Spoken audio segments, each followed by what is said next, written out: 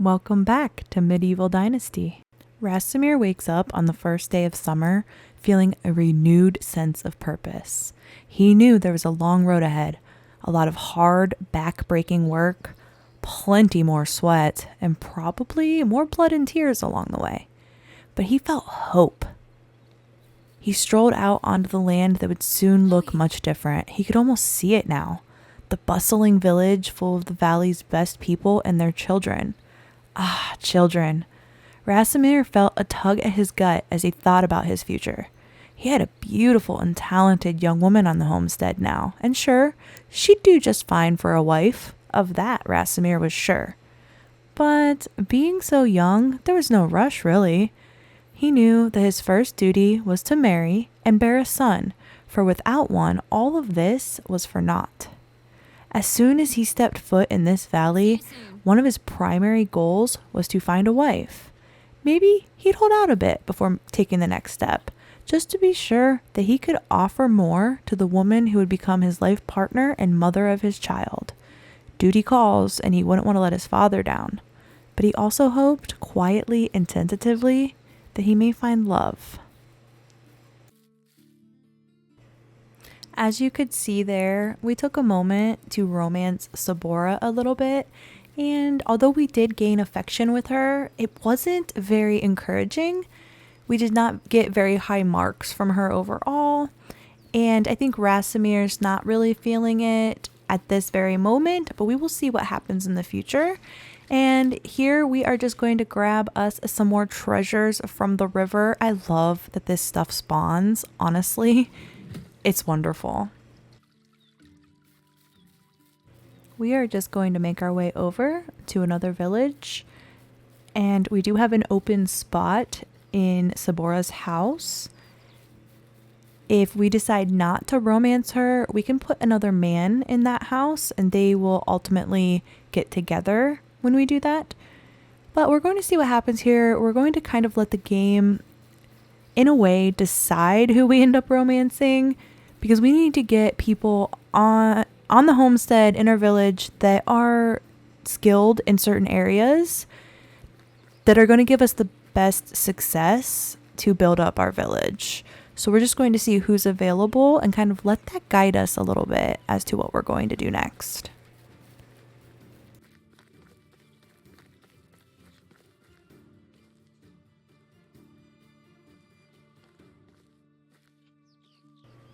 Here we see Grimilda.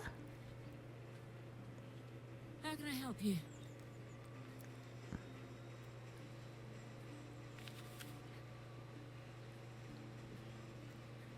See you soon. She's 29.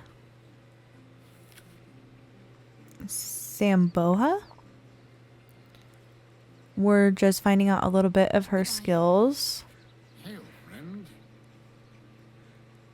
I actually did end up figuring out, I don't know what was wrong when I was trying to hit Alt before, but unfortunately I did record these ahead, but I do now have that working where you can actually scan them and kind of see all of their skills together. But before I was able to get that to work, I did make a couple mistakes. I ended up with some not so great villagers at one time, but it all works out in the end. And I'm not really feeling anybody here. So we're going to go for another stroll.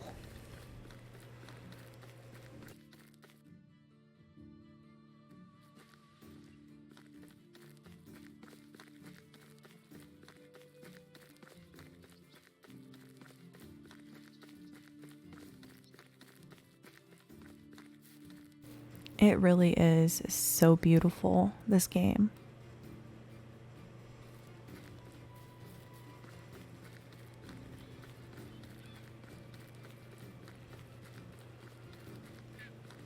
Give you a second of the beauty and the sounds before I speed this traveling up for us.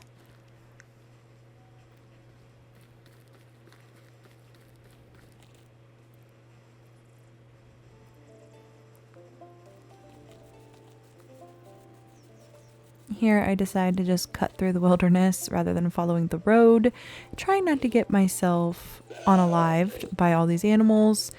So they recently put in an update in this game where the animals warn you. Previously, they did not warn you. So you get a minute. Like if you hear them, you can get away. And especially with us having the stamina set to unlimited, that's easier for us. So I'm not too worried about running right through them like that. Here we found some more goodies. This is really going to help us with the money situation. Obviously, like the wine and stuff, I am not going to use that. I'm going to sell it. So this is great. I'm just making sure that there's nothing hiding in all this brush. And there are arrows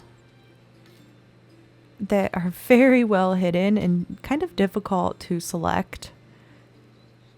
But we get them. They can really blend in.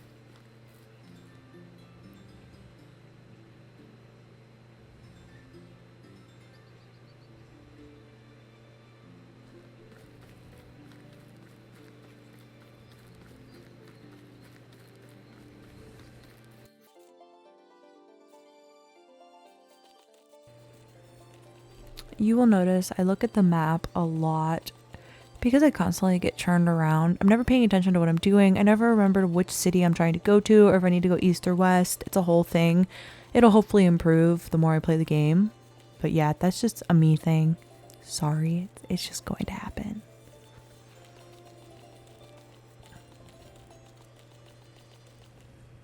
Into town we go yet again. And I'm going to go sell some things. So I was trying to remember, and I forgot to look it up actually, but I'm pretty sure it doesn't matter who you sell your stuff to. If you want to kind of like aim for immersion, like you can try to sell like your ale and your beer to like a tavern and things like that, but I don't think it actually impacts the price that you get or the money that you get for them. But I'm going to learn, we're going to learn very quickly that even though it may seem like we have a pretty good start with the money, that ain't necessarily the case.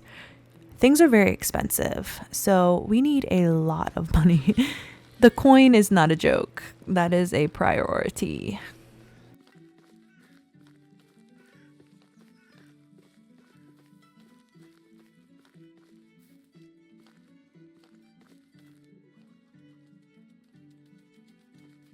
Stranger, welcome. See you later. How are you? We are not able to recruit anybody under 18, and you're especially not able to romance, obviously. So here's Casimir's. We will call him Kaz. I just invite him back. So here I'm thinking, okay, let me see what happens from here. I think I discussed in the previous video that I'm not sure like what happens if we were to be romancing Sabora and then put her in a house with another man. Like would our romance with her like block that from happening? At this point, I have no idea. So we're just kind of winging it. And I want to focus on, now that we have the two people with some of the skills that we need to focus on building those places for them to work so that those goods and things can start to build up within our village. And it's going to really help us to have, in particular, the wood cutting coming in.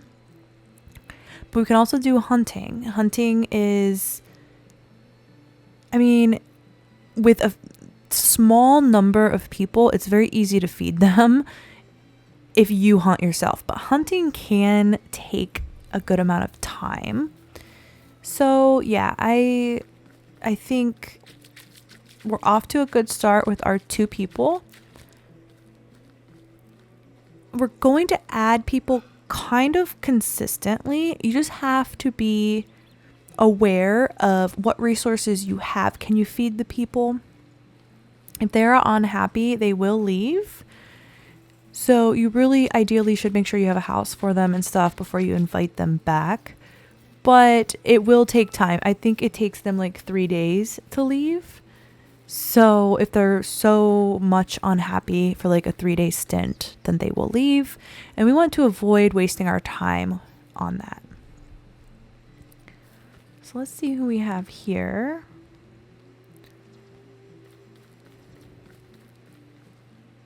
Hail, friend. I think I'm going to sell her the wine.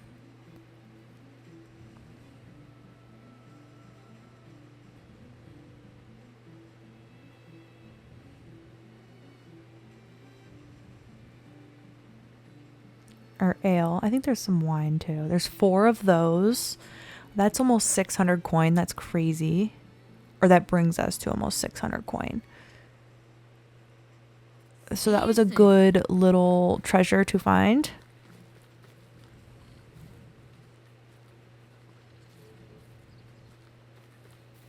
So now I'm debating what's our next move. I have to complete some quests for our neighbors. A newcomer.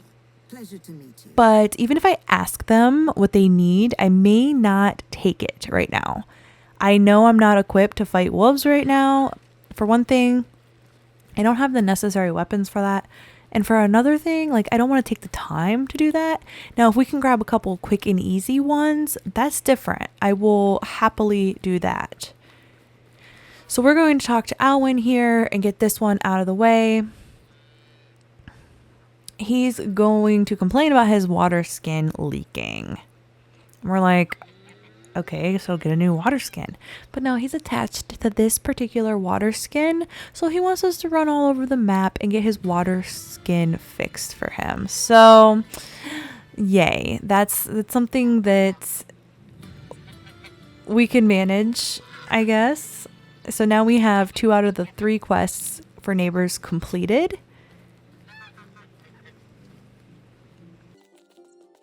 And we are back off. I'm going to make a point to travel sometimes through the wilds and sometimes on the road and see what all we can find for goodies in abandoned campsites and wrecked carts and such along the road. And also wildlife. You learn where, certain animals, certain species hang out. For future reference, you can go back on your map and find those. So that's pretty cool.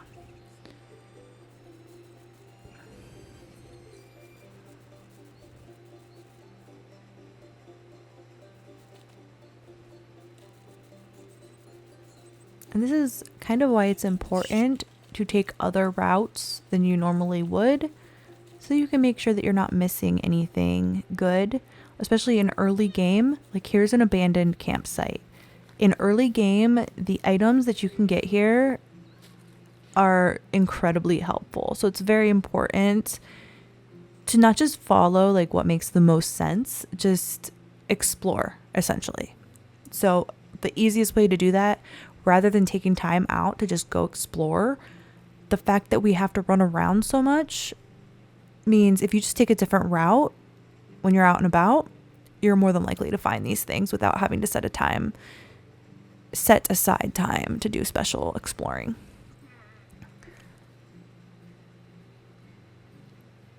So this one doesn't seem as good as some of the other ones I've had.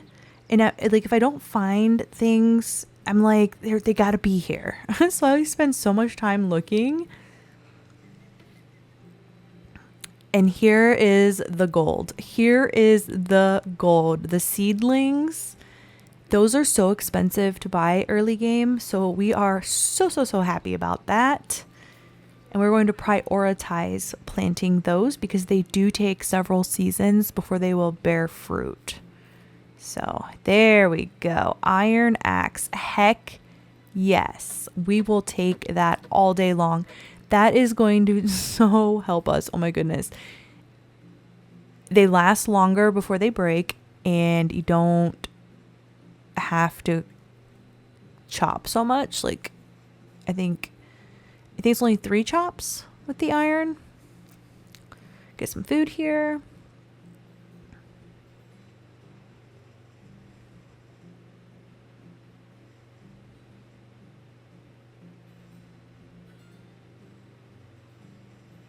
is a good reminder that I need to eat. So we had that porridge before it goes bad. Lots of balancing required. Balancing between what's going to give you the most calories and what is about to go bad and become useless to you. Or, like, sometimes it gives you a bunch of, I don't know, hunger. That doesn't make sense. It gives you a bunch of calories, essentially. Like, the oat roll is 110, but if you're only so hungry, it doesn't make sense to eat that and waste all that, you know? Yeah. I know what I'm saying. It's good. It's good. I don't know why I'm drinking 18 times in a row. We're just going to swim across here, get cleaned up, and head home.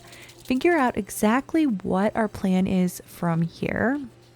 I hadn't intended to run around quite so much, but it is what it is. So I am going to end up staying up for much of the night and building and stuff. And that means this video is a little bit longer. So it's very occasional because I don't personally like working in the dark. So very occasionally I will, if there's things that I feel like it's beneficial for me to keep working in the dark. And those videos probably will tend to be a little bit longer. We're going to roast up this meat.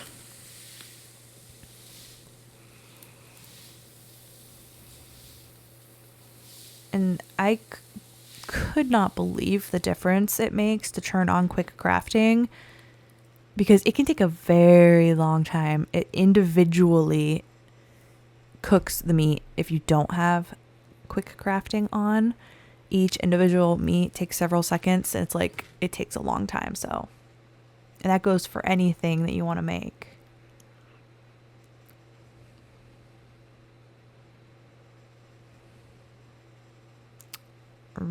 Apple wine sounds so good. So good. All right.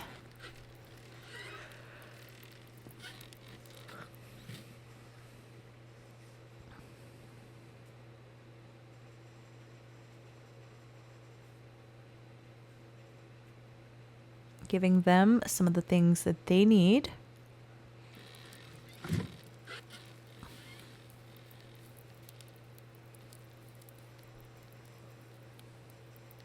Looking at Sabora and wondering, is that going to be our wife? I'm not really sure.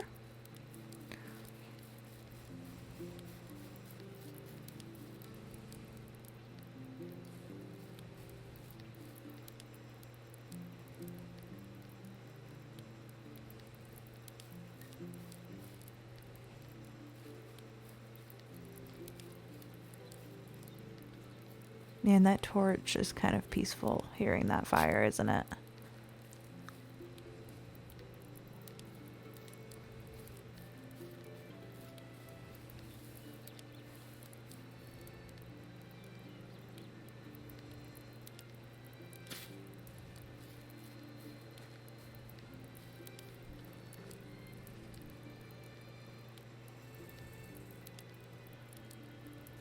All right, so what are the things that we're going to need? We're going to need storage for food, storage for resources. We're going to need a wood, what do they call a woodcutter hut? Something like that.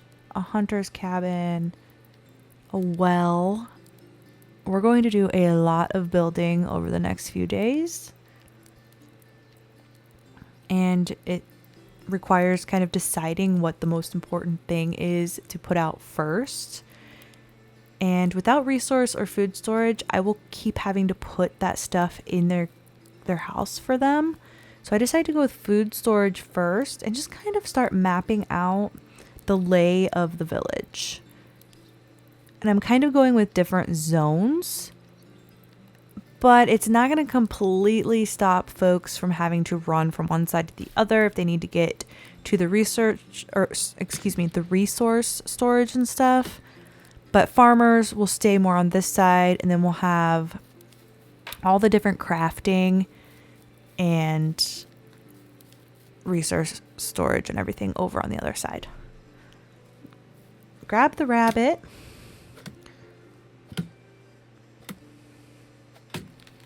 And get to chopping trees, completely forgetting here that I do have an iron axe now. And I don't need to be using the stone axe. But hey, you live and you learn, right? Maybe Rasimir is just frugal and he says I ain't using that iron axe until this one dies. So, I don't know. Arm the trap well after taking the rabbit out of it, because that's how we roll around here. And I remembered. I am smart sometimes. Ooh. Ooh. That packs a punch. Oh, yes. Oh, yes, it does.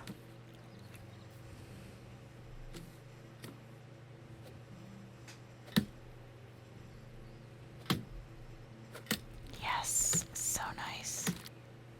I don't know why I'm hitting the stump, you guys.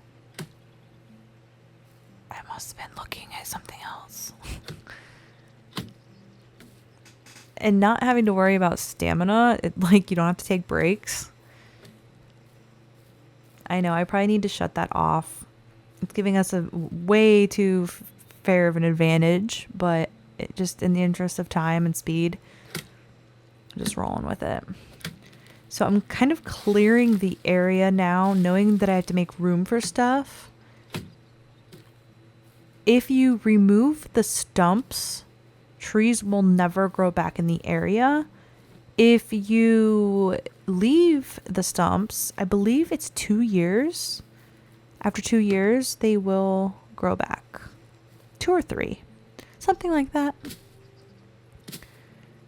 But in the interest of the planet, which I'm sure Rasimir keeps himself up at night worrying about, and we also want our village to be beautiful, right? So we're only going to clear those when it's in a spot that we need to build something.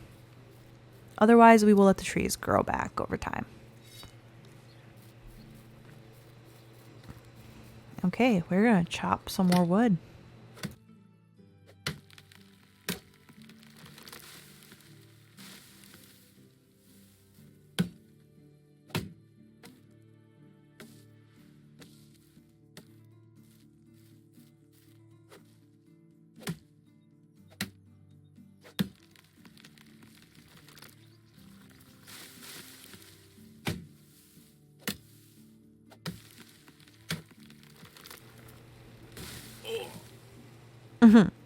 Oops. Ouchie. That was a little extreme. It was already on the ground, okay? Poor Rasimir. The poor guy.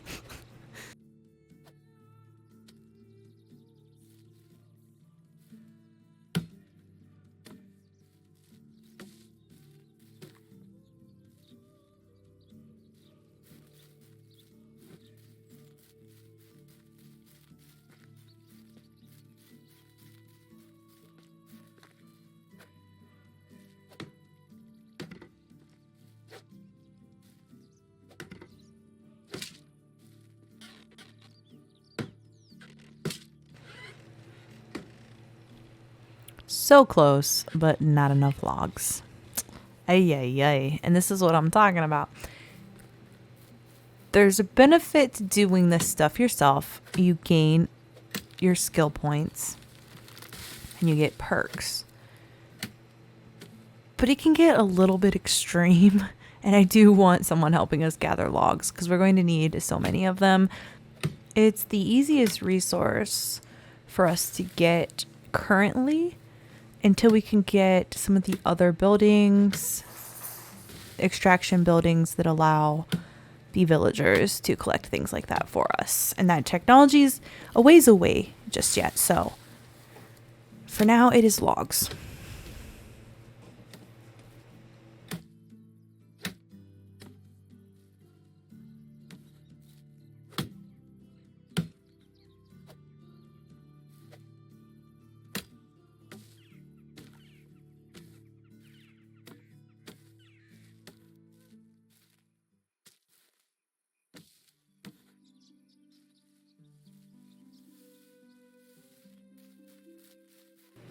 It's like a never-ending game of thinking you have what you need or you have a sufficient number of something and then quickly realizing it's not even close to enough.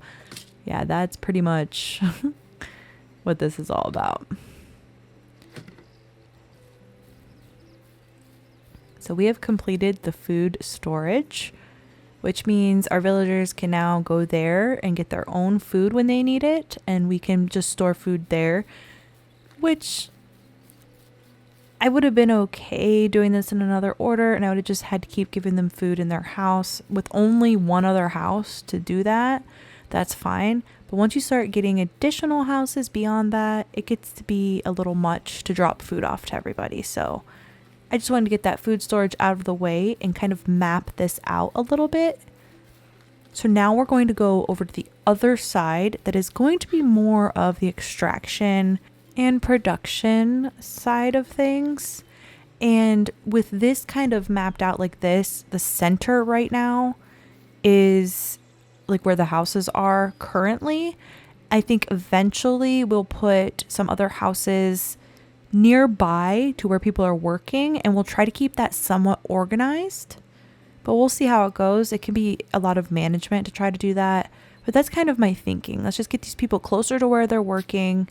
I really don't know how much it matters to the mechanic of the game, but it's what we're going for. So we're going to first do a wood shed to help with our log production.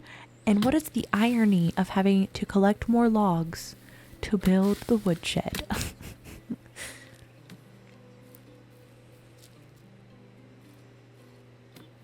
And the rolling log that doesn't want to be cut.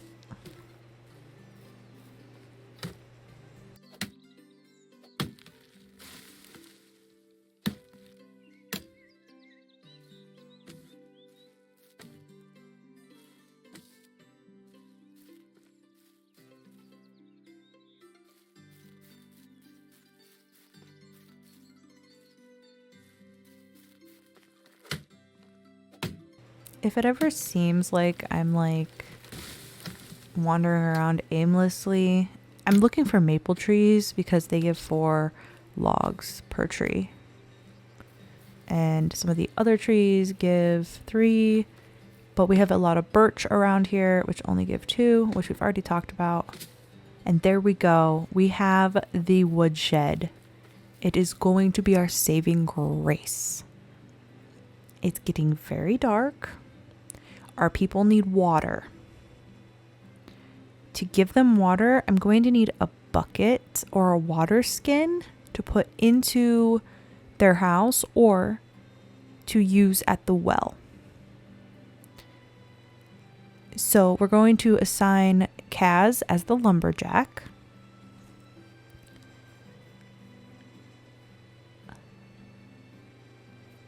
And then we're going to set what we want him to do, which is going to be mainly focus on logs at first.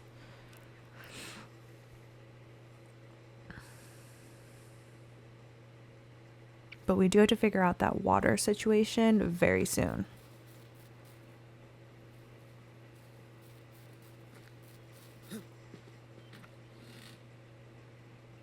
And he has to have an axe. He is not getting my iron axe. We will give him a stone axe. So that is all set up for now. That is super exciting. It's really our first production building. So yeah, I'm all about that. We're about to die, so I need to get water and food in him. But we're not done yet for the night because I'm just obsessing over this bucket. And since it is night, we're going to see if we can successfully steal a bucket. Now, I have about a 50-50 success rate at stealing in this game. You have no hope if it's daytime. At night, you just have to watch for like the night watchmen. And a lot of times, like the people around the campfire that don't technically live in that particular village, they'll like ignore it, but not always. So like the watchman can be completely somewhere else and you can watch him like leave, go into a building or have his back to you completely, and somehow someone will still see you. So I don't know if sometimes it's the people around the campfire because they don't go to bed. Everybody else in the village goes to bed. So I'm looking around for a bucket that I can steal. Like, primary objective of the evening, steal a bucket. But I'm also thinking in my head that to help with romancing a woman, you can give her gifts.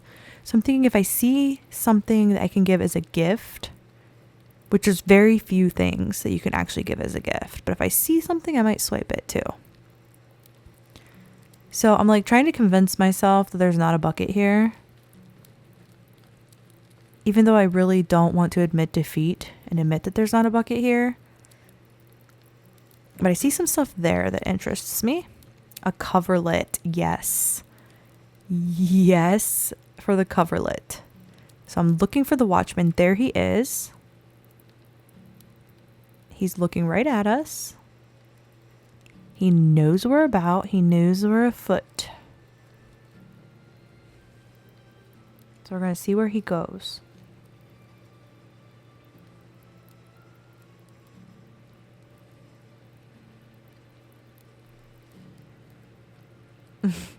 I think he's suspicious of us, y'all. I'm just gonna pretend. Hey, I'm not doing nothing, sir. I'm just standing here hanging out in your village in the middle of the night. No big deal, you know? Okay, theoretically, he's gone. Success. We have stolen the gift for our future wife, but still no bucket. So I'm debating. Do I go over to the next village while it's still nighttime and I have a hope of being able to steal something?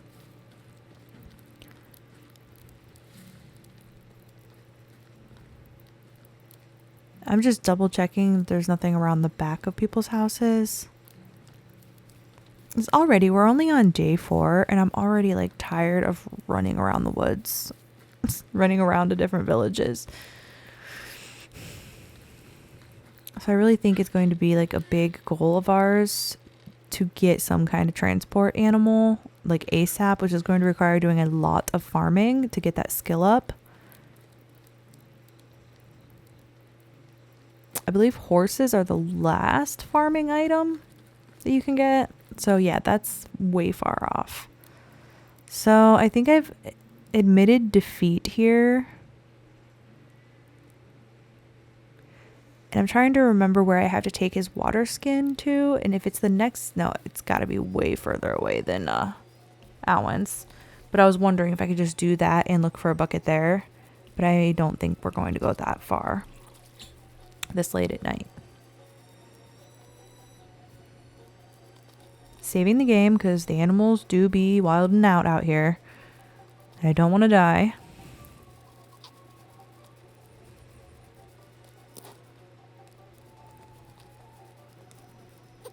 Alright. Is there a bucket about? Oh, so there is one, but there's someone sitting right beside it.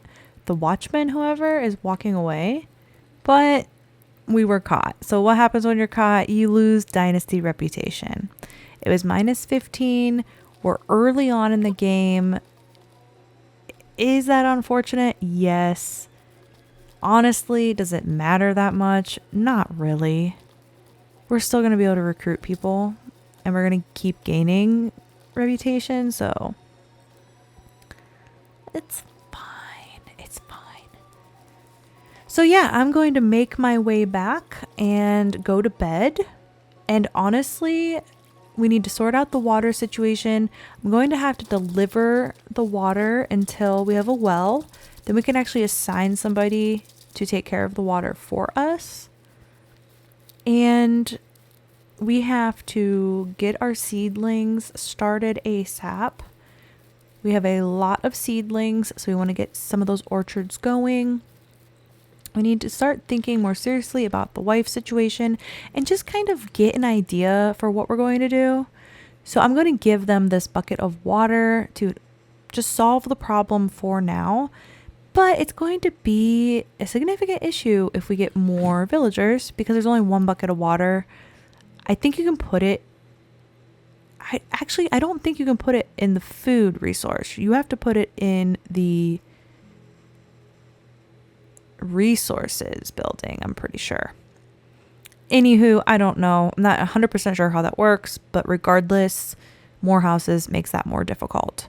So these are the things that we need to start solving, but we also need to start thinking longer term with things like the orchard plants that take longer to grow.